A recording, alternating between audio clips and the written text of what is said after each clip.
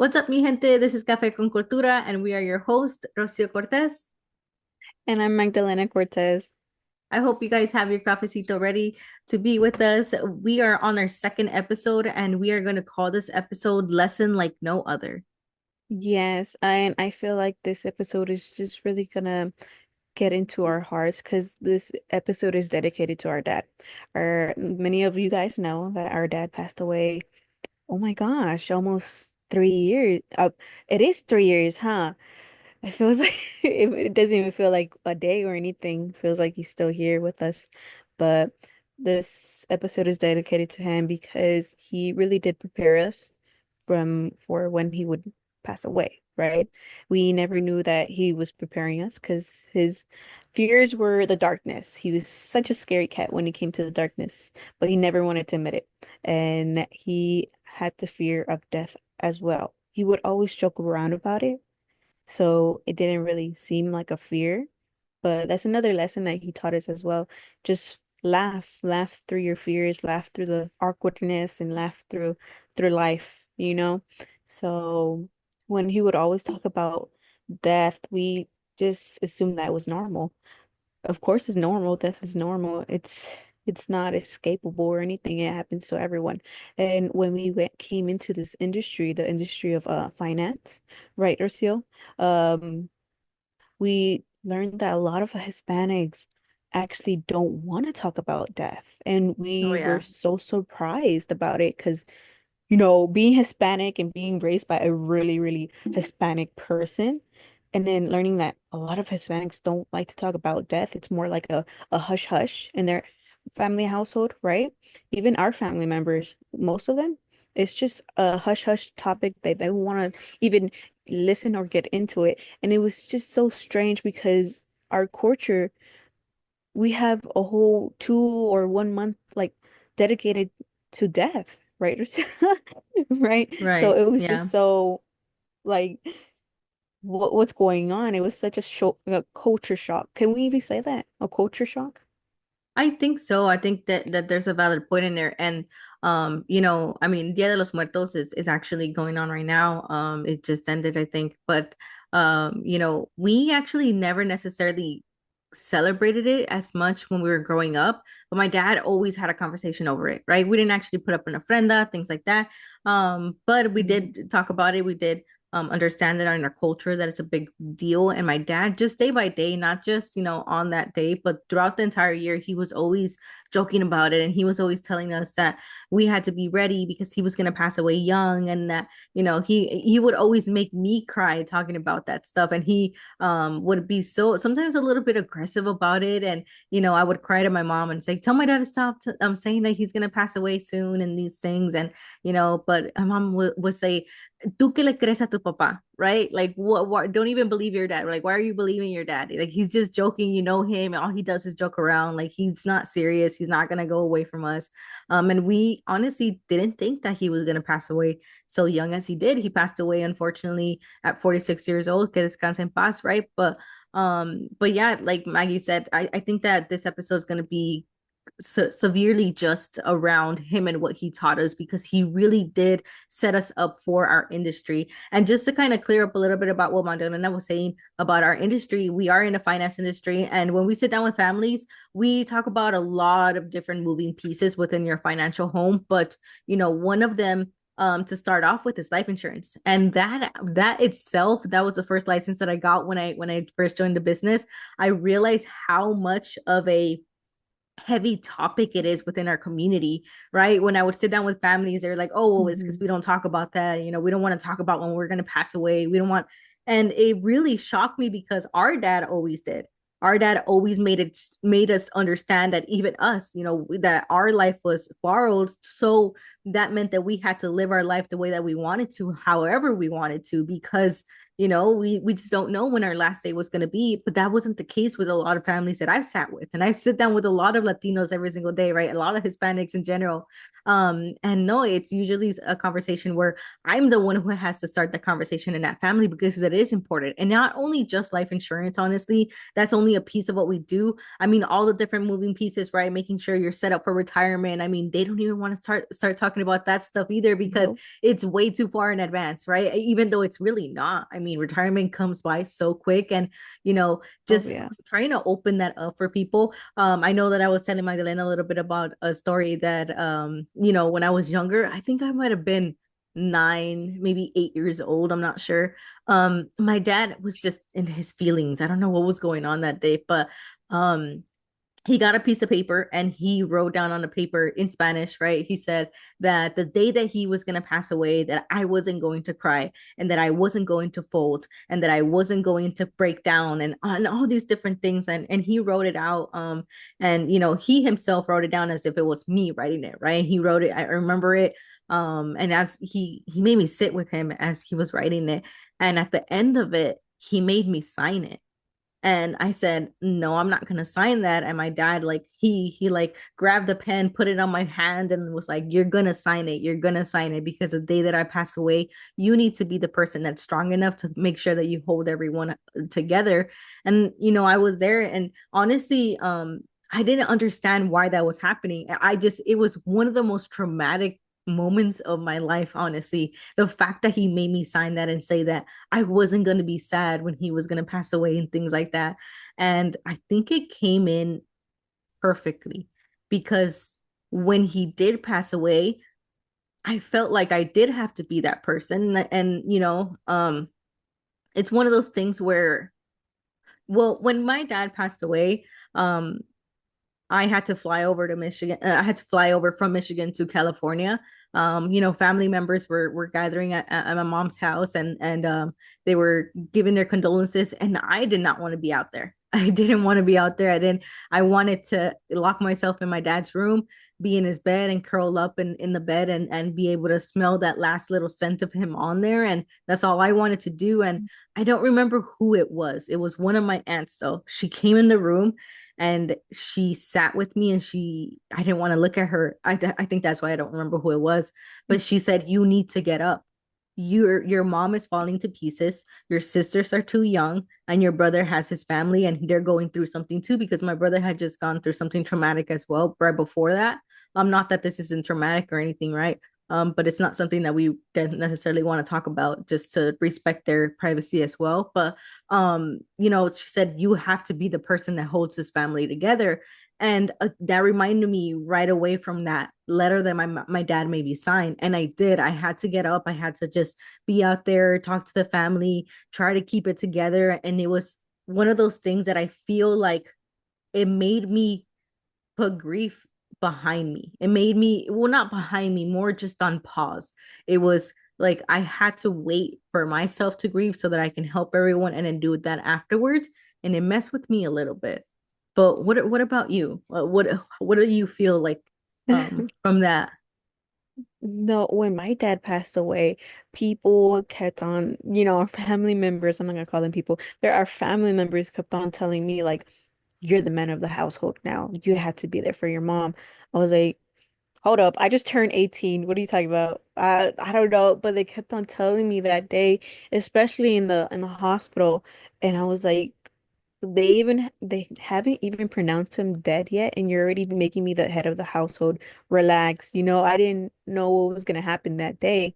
The doctors told us that he was fine, and then in 1 minute he he's he passed away. I was just so confused about that. And then especially when people kept on telling me I'm the man in the household.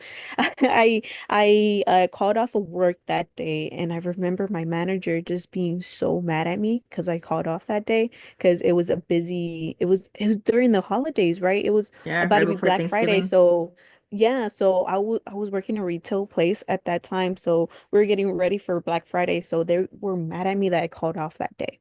So the next day, when he passed away, the next morning, I got dressed for work. I went there, and my manager was really sarcastic towards me. Oh, is your dad okay? Because he thought I was like, just trying to cut off work or something. He was, oh, is your dad okay? I was like, no, he's not. He was like, oh, that's when he started being more serious. He was like, oh, he was actually in the hospital. Is he okay? Are you okay? I'm like, He no, passed away. he passed away. Yeah.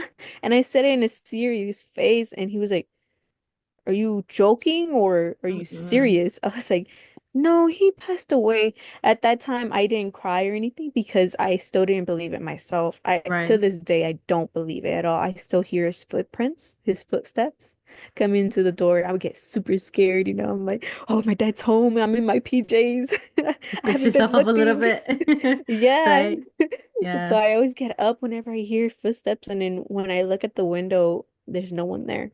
Right. It just feels like he's still here. Sometimes I can Right. still smell him too. Right. And But a lot of people thought that they were really confused by our reaction. Because I the second that I found out, I wanted to crumble. I wanted to fall to oh pieces. And yeah. I feel like that's why I would love to see that conversation a little bit more in our community, because we don't set ourselves up to it. We were set up from it because our dad set us up. But in other senses, I mean, I've seen other people unfortunately lose their parents too, and very close to us as well. And they do fall for into pieces for months and months and can't get out of the bed. Not that it's bad, right? But it is a little bit unhealthy. And I feel like if we just had the conversation a little bit more, right? My dad never promised me that he was going to be there for my entire life. He always made sure and assured me that one day he was no longer going to be there. He assured me that as he was alive, he was going to take care of us, and he was going to do his best to take care of us afterwards, even too. That no matter what, that we were going to have our family. And I wish that we just reacted a little bit different when my dad passed away, which is fine. Yeah. Because we But we couldn't all, though. right. No, I Yeah. mean, like, when I say that, I mean more towards our family. No disrespect, no shots thrown or anything like that. It's just, No, no. they were we have feelings too, right? And we wanted to Yeah. grieve as well. I mean, we understand that he was someone else to everyone else. Obviously, to my mom, he was her husband. It was a person who she made a family with. But I mean, we were his kids, and honestly, his family. I love him to death, honestly, and we have been getting so much closer now, especially. But I will say that we dealt with him, right? My dad, he was an amazing person. He had his moments in life, honestly, that we went through some rough patches with him, but he always made up for them, and we stuck with him no matter what happened. And for his family, they would get mad at him and not talk to him for a couple months or so, right? And that was it. We didn't have that option. We had to be with our dad. That was our dad. That was our everything.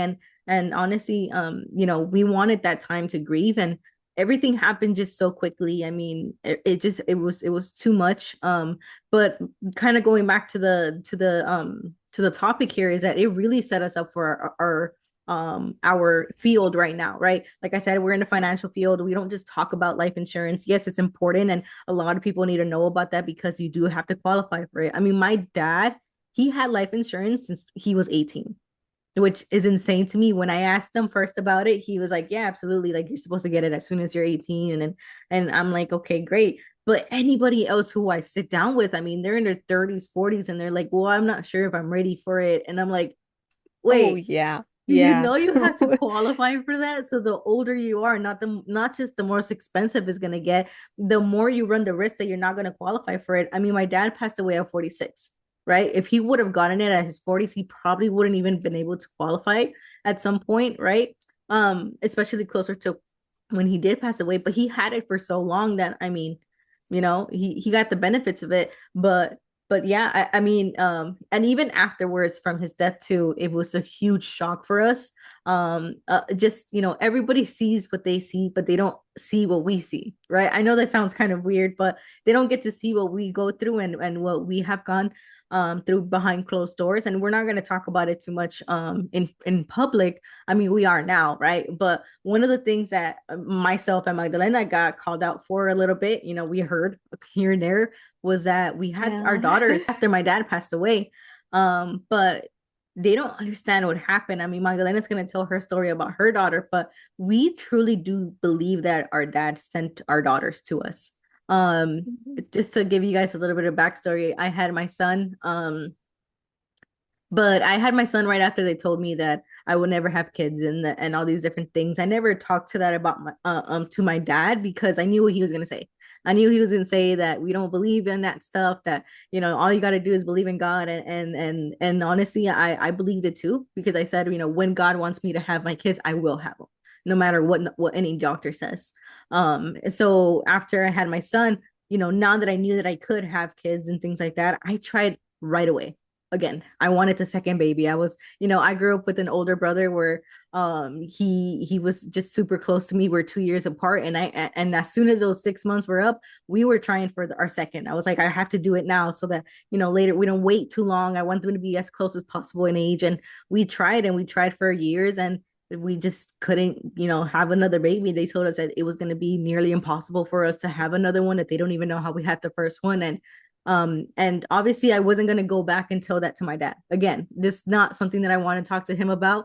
And I remember right before he passed away, I was in so much I was going through a lot because I was trying to conceive, like I said, and it wasn't happening, and we kept getting a bunch of negative results and stuff. And I didn't say anything, but my dad told me, he said, when are you going to have the second baby? And I was like, oh, we don't really want another baby, just to not bring up his hopes, right? And I said, I don't think we want another baby. I think we're fine where we are. And he said, well, you can't do that, you can't leave him alone, you have to give him a sibling. And I just wanted to tell him so much that I did, and I did, right?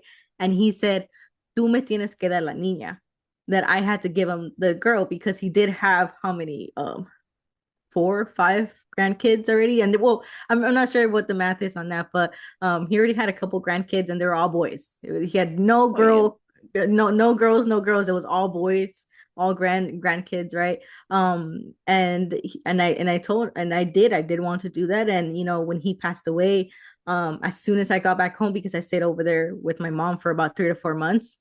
So as soon as I came back home, I went and got back on birth control, and I didn't want to have another kid. I said, well, if my dad's not going to be here, I don't want to have another kid.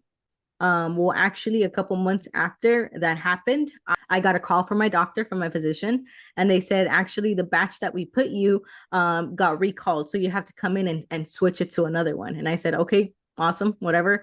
Go into the office, nonchalant about it, which is going to be a really quick procedure. And we have to take a pregnancy test before they do that, just because, it wasn't actually active. And the doctor comes in and says, well, you are pregnant. And I right away knew that it was going to be a girl. I mean, I knew for sure. I was like, this is my dad. This is my dad. I never told him about it, but I know this is him, and I know that he has something to do with this. And I was so happy my doctor was, it's like, so this is a good thing, but I was happy. And I truly do believe that he sent her to me because I did want a second baby, and I did want to have my perfect pair, right? My girl, my boy. So yeah, I think that a lot of people just saw that, yes, we had a baby almost after my dad passed away, but they don't understand that it wasn't planned. We weren't trying to. We weren't, we do truly think that he sent our kids to us. Oh yeah, for sure. I strongly believe that my dad sent me my Oh yeah. my perfect daughter because I mean my story is a little bit longer than Rocio, just because it has so many, because I was thinking about this the other day, right? Let me see. I was always scared to ha ever have a boyfriend because my dad always told me, if you ever have a boyfriend, I'm gonna kill it. I'm gonna cook, him or whatever. And so that just made me be very scared of even trying to go out on a date. I did go on a date once, and I couldn't even enjoy it because I kept on looking over my shoulder because I was like, oh no, my dad's here, my dad's here. He's gonna find out. He's gonna find out. So I had to leave the date early. And then well, let me just start from the beginning, right? I have, so you guys can better understand this because everything happens for a reason. I strongly believe that. Oh yeah. When I was younger, I had asthma, right? So I was taking pills for that asthma. And Lucio, I don't think that Lucio knows this story either. So it's I don't probably think like so. the first time she's gonna hear this. But I was taking pills for my asthma because it was really severe at that time. But one thing that me and my mom didn't know is that those pills were really high on the death chart for teenagers that were taking those because it made you think of certain things I can't say specifically, or this video is gonna be taken down, right? But you can already guessed it. But I didn't know that until I watched a TV show and they were talking about that. I was like, "Oh, I take those." And my doctor didn't even let my mom know. He just said that, yeah, this is gonna make your daughter feel better. That's it. Didn't explain the side effects or anything. So for a while, even after I stopped taking those pills, I was really heavily depressed. They even suggested that I take go to a psychologist. They even recommended me a lot of places for me to go that my insurance would let me go, but I never went because of the fear of my mom, being called a bad mom because I was going to a psychologist. Another thing that the Hispanic community does not want to talk about, right? Ponte limpia. So I know, right? So, for a long time, my mom was the only one that kind of noticed that, I wasn't myself. So she would always try to look out for me as much as she could. And I would say that my mom taught me how to survive because if it wasn't for her, I'm pretty sure I wouldn't be here. This is a heavy topic, but yeah, I am for sure, I wouldn't be here if it wasn't for her because I didn't want to do what I was thinking in my head because of the fear of my mom being too sad. That's the only reason why I'm still here because of my mom. My mom taught me how to survive. And then when I met Isaac, my husband that I have right now, my mom saw like a difference in me. She even says it to this day. Isaac's the reason why she's still here. That's not true. My mom is, but Isaac was the one who taught me how to be happy again. And then I just, he taught me how to be happy again because he took me out to places. He showed me a lot of different things, but I was still feeling kind of depressed inside because of what happened with my dad, right? So it was even worse. But I feel like Isaac kind of blocked it out a little bit, but I was still feeling it. So once I had my daughter, those feelings disappeared. So my mom taught me how to survive. My husband taught me happiness, and my daughter taught me that I do want to live, you know? So I would say all three of them are the reason why I'm still here because of what I was feeling, because of that little pill that I was taking every single day, right? So everything happens for a reason. I feel like my dad brought me my daughter because he still knew that I was feeling that way. So I needed something that I would want me to stay, even if it wasn't just like happiness, because he knew it wasn't that. He knew, how could I say this? He knew that's not what I needed, not happiness. I needed to want to live. So that's why he brought me my daughter. Right, right. Yeah, that's kind of a heavy topic, but that's my story right there about why my dad brought me my daughter. Right. And I mean, it was the girls, the girls that he was asking for that is Oh yeah. something that is heavy for myself. I mean, growing Oh up, I yeah. had an amazing dad. I was daddy's girl. I think, oh man, I love this. Oh, well, on my dad's grave, um, I always go on top of it and lay on there, like right on the top, and people are like, "Oh, well, you're not supposed to step on the graves and things like that." But there's actually a really cute story behind that because when I was younger and I would cry, maybe I got in trouble, whatever it was, my dad would always sit me on his lap and he would just kind of rock me and put me to sleep. And that was always for me, that's where I felt the safest. And I would always jump on my dad and make sure that I did that at least before I went to sleep, right? And as I got older, I kind of stopped. And my dad realized that. And after a while he said, well, why don't you, why don't you hug me anymore? Why don't you come over here with me anymore? And I said, well, I'm just too heavy now. I can't do that. And he says, oh, are you saying that I'm not strong enough? And I'm like, I didn't say that. I'm just saying that I'm a little bit heavier now. So, I might crush you or anything. He said, and he would get offended for me saying that. And it was literally up until, even after I had my son, because I was crying.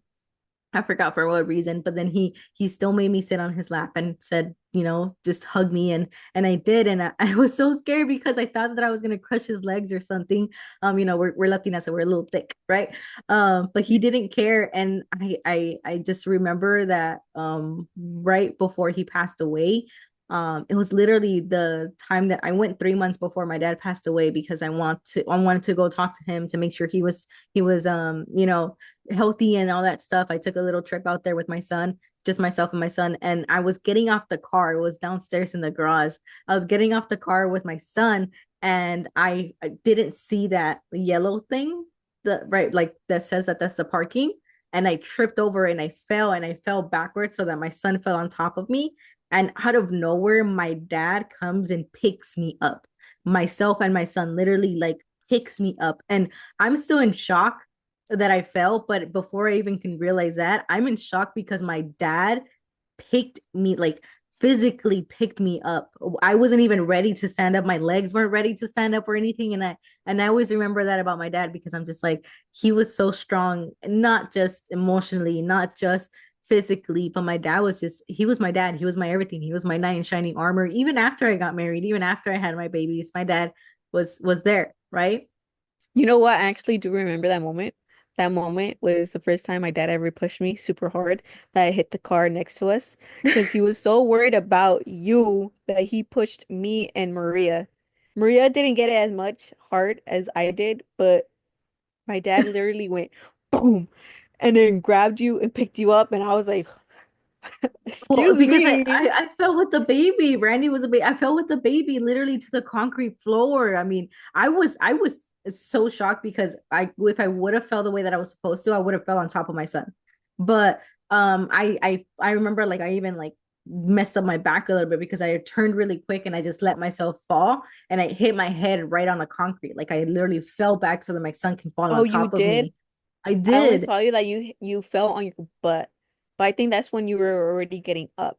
I'm not really Yeah. sure because Well, I was so I don't shocked that know my what dad pushed happened. me. I know it happened so quick, and I'm telling you, Yeah. just like I felt like the second that I hit the floor, before I was even able to realize that I had fell, my dad was already over me trying to pick me up.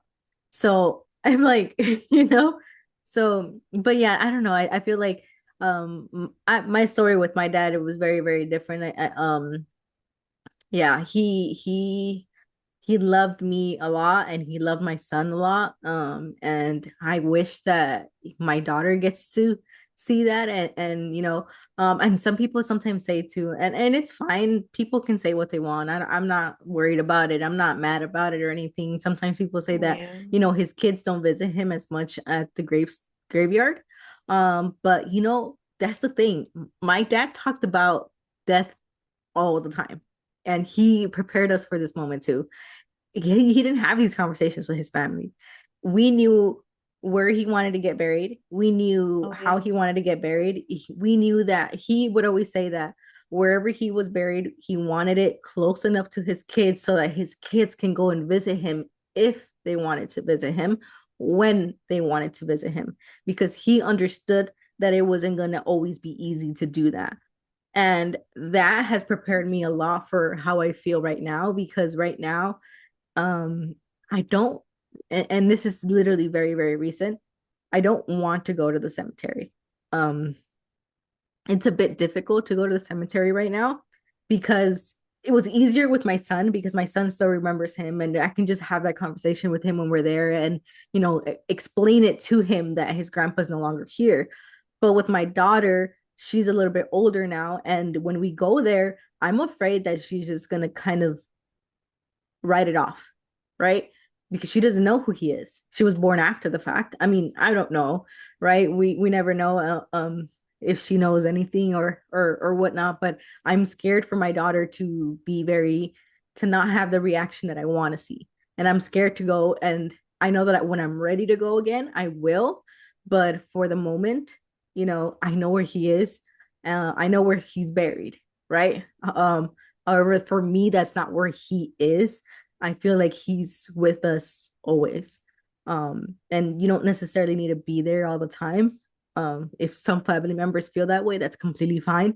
But for us specifically, he prepared us since we were kids. Always said, if you don't feel like going, do not go and visit me. And I'm telling you, these are conversations that parents don't necessarily have with their kids, but my dad did. Oh, And we knew yeah. exact. He said he did not want to be buried in Mexico. That's something that he said himself. Always used to say that he did not want to be buried in Mexico. He wanted to be buried as close as possible to his kids and his wife, so that the day that they want to go visit him, they're able to.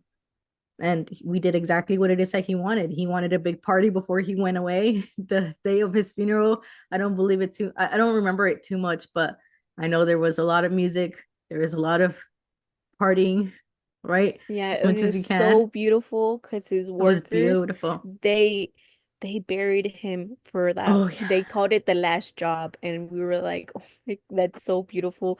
The people that were supposed to do it, the workers that worked there, they were getting mad, saying that you're gonna get us in trouble. Like, you can't do that. But his workers were like, no, this is our boss. Like, who are you to tell me I can't do this for my boss? Yeah. It was. I don't remember that day entirely. I really don't. But I don't even remember when they put him down. I don't.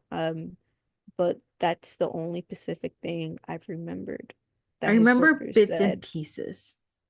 I remember bits and pieces, but You it know was what? I remember like trying just to be there for my mom because she was breaking I could down. not. But I could not. some people were trying to be there for her, but I was getting a little offended because I was like, I'm her daughter. We have to No, and go that's through what I this say. together, That's what I say. We wanted to be able to be there and grieve together. But, and like I said, our family was there. We are very thankful that they were there to be with us. But we really, Yeah. really wanted to have some of those moments for ourselves. And I too, I wanted to be with my mom. And every time I try to get close to her, and I remember that I had to push a couple people off of her because they were grieving too. And I completely understand that. But my Yeah. mom lost the man that she chose, right? Some family like you, I didn't get to choose you, right? I didn't get to choose you as my sister. My mom chose that man to live with him, to fight for him, and to just live life with him and create life with him. She chose him. No one else that were there, they got to choose him. My mom got to choose him. And some of them were being a little bit aggressive. And my mom doesn't remember anything, but I remember having to tell some people, like, you need to give her some space. That for me, that was my main focus while we were at this. We were burying him, and we buried him actually the day before Thanksgiving. And I had to tell some people, like, you need to give my mom some space, and they were like, no, no, and they were kind of like brushing me off, and I kind of just went to the side, and I was just staring at everything that was happening. And like you said, his workers, they took the shovels, they were doing everything, and they wanted to get it done without the machine because they wanted to work.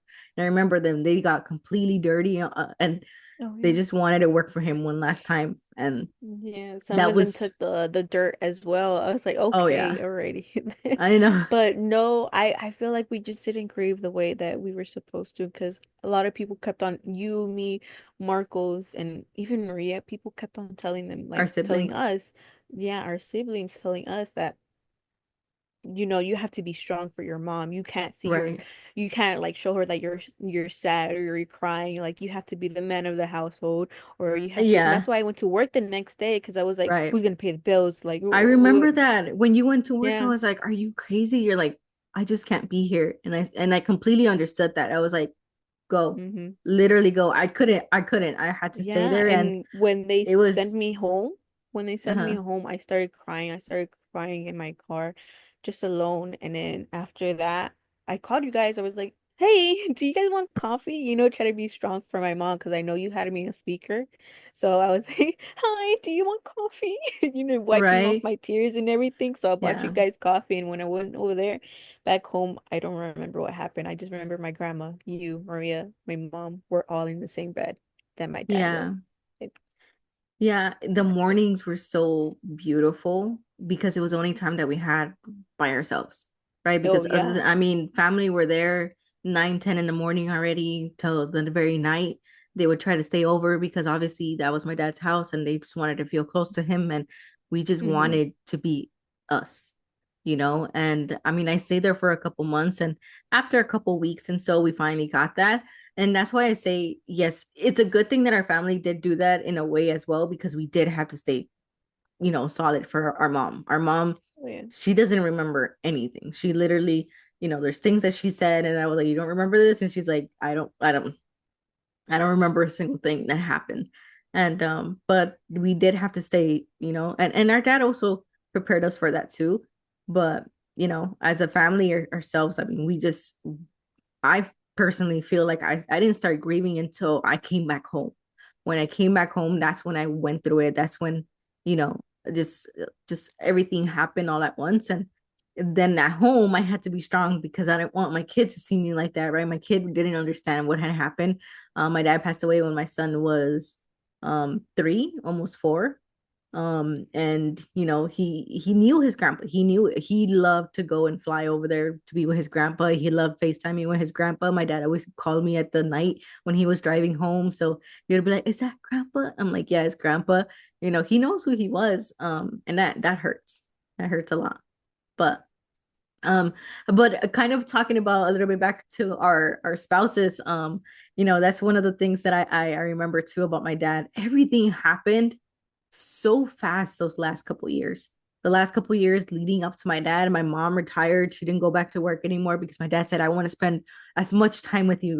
They were kind of on their honeymoon. And for me, I was like, I wish I could retire at 40, right? Like I wish I could do that. Like my parents were, they were going out on trips and they were literally on a honeymoon, like an extended honeymoon for a couple years right before he passed away. And one of the things that happened too was that I married my husband, right? I was living with him already, and we already had my son, and we decided, all right, fine, we're doing this, right? We got married. It was super quick too. It was after COVID happened, and so we couldn't be a big wedding because what we were saying is we do want a wedding, but we want to do it after COVID. That way, we can have all of our family and do that. And the crazy thing is that we were planning a trip to go over there to California. My husband turns around and says, "What if we just get married in Las Vegas?" And I was like, "Yeah, but they're not going to let a lot of people there. So our family's not going to be there." He's like, "Yes." And honestly, the reason why we did it, it was because, and I don't want to say specifically who, because I don't want to be rude, but we were afraid that one of his family members weren't going to make it for long. This specific family member is just very high there in age, right? And he's like, "I want to make sure that the day that I get married, the people who I want are still alive and are still there." And I said, "I respect that. Let's do it." Right. We only had 15 people at our wedding. We had the most closest people to us and the most important people there too. There's one that missed, and I completely forgive him.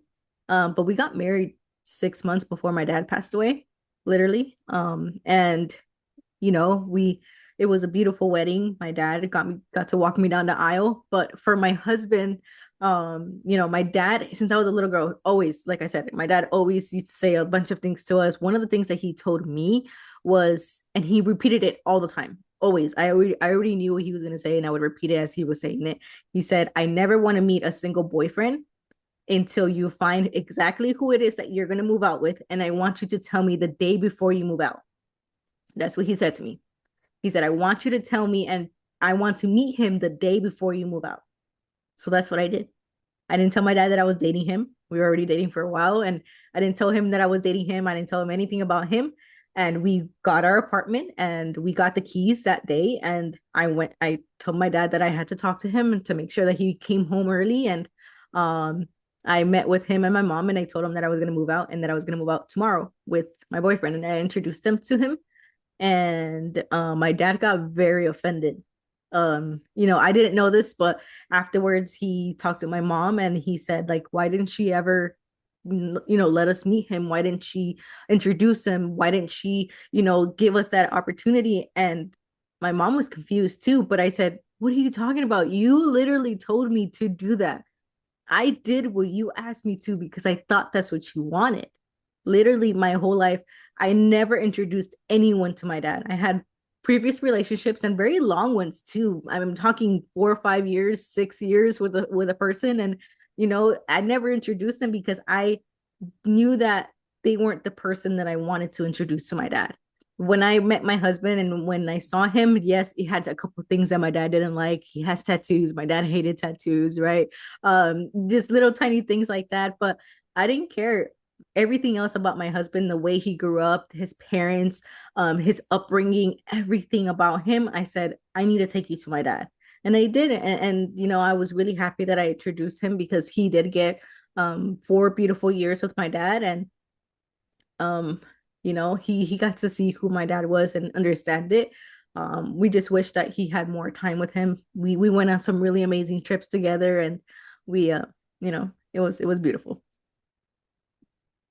Yeah, I wish my dad would have met Isaac. I think he would have liked him too. A lot of people, like going back to what we were talking about earlier, a lot of people said a lot of stuff about me because, I started dating Isaac a few weeks after my dad passed away. But the thing is that I don't think they understand why I did it, not because, I was trying to move on from him quickly.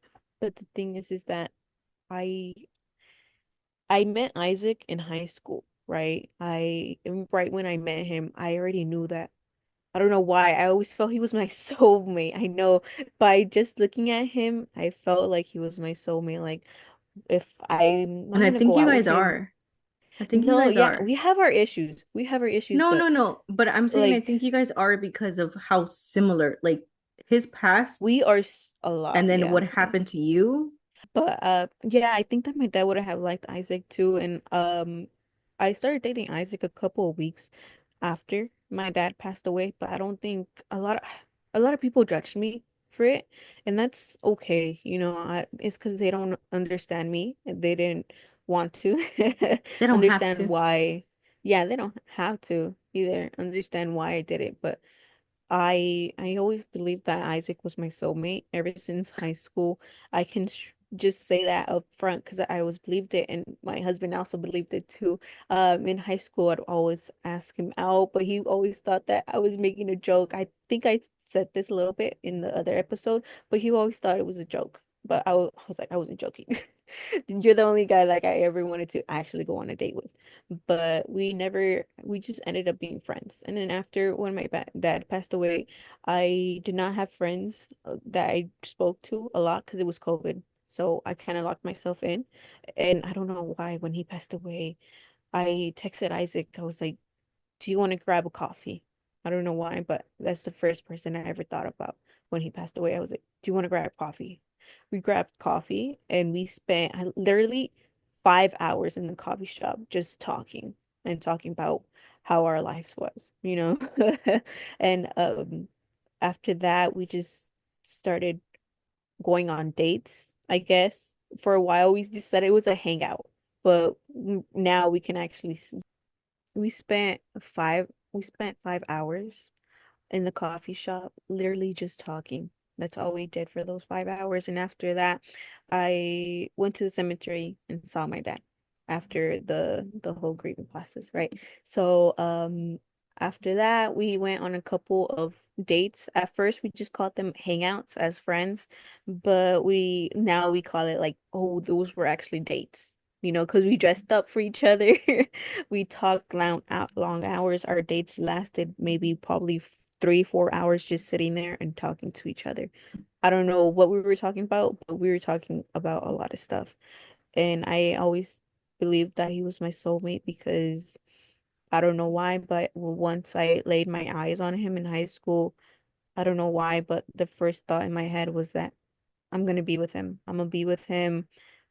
If it's not today, then another day. I don't know why, but I just thought about it. I even made him promise, like, if we're like 40 or something and we're still not married or have kids, you have to marry me. I made him promise that. And he was like, yeah, I remember that. I thought you were crazy. I was like, I don't care. I got you now. Yeah, and that's going to be actually another conversation that we have, but I mean our husbands, they came into our lives when we needed them, right? I feel like they were the perfect person. I feel like we went through a lot before, and they played a really really big role in our life, and Oh, I yes. really do want to talk about that a lot more. But for now, I mean, our whole point of this episode is that our dad really set us up. He set us up for who we're going to end up with. He set us up for the type of parents that we were going to be for our kids, the type of parents we want to be for our kids, the legacy that we want to leave behind, because that's a huge part as well.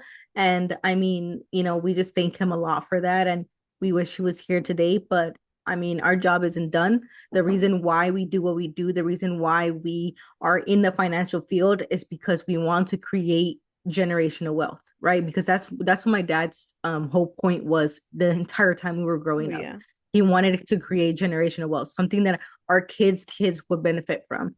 And that's what we want to do with the financial field. We want to make sure that we teach financial wealth to our kids. We want to make sure that it's a big part of our life, and we're just starting, and hopefully people will help us out with our journey, right? And support us in our journey, because it's something that we really want to do. We just want to teach financial literacy to those that we care about the most, our community, our Hispanic community, right?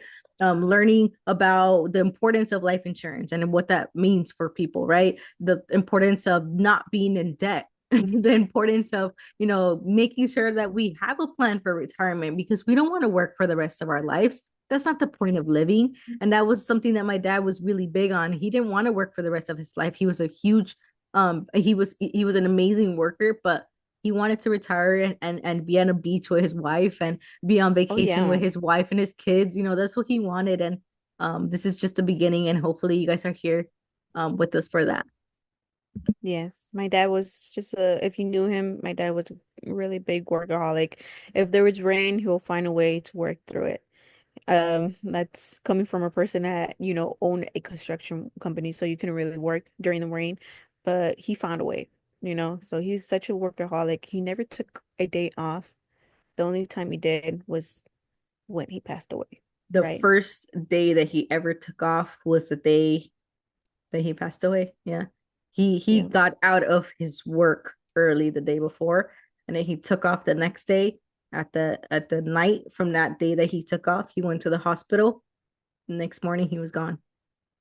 Yeah, but the one Yeah. thing that he made sure was that my mother was never left without any Oh yeah. care or money. He made sure that everything went to my mother, and that's something that he also taught us as well. But thank you for listening in. I hope that you enjoyed your cafecito and the chisme we kind of told. The next episode is going to be more chisme, so stay tuned for the third episode. Thank you so much for joining us, and have a good day. Love you, mi gente. Bye. Absolutely. Make sure that you guys like, share, comment anything that you would like to hear on our podcast as well. I mean, there's a big conversation that we need to have as Latinos, right? Big conversation that we need to have as our Hispanic community. And the more we have these conversations, the better we are going to end up at the end of this, right? So I hope your Yeah. cafecito was warm enough. Cheers, mi gente. Cheers. Thank you.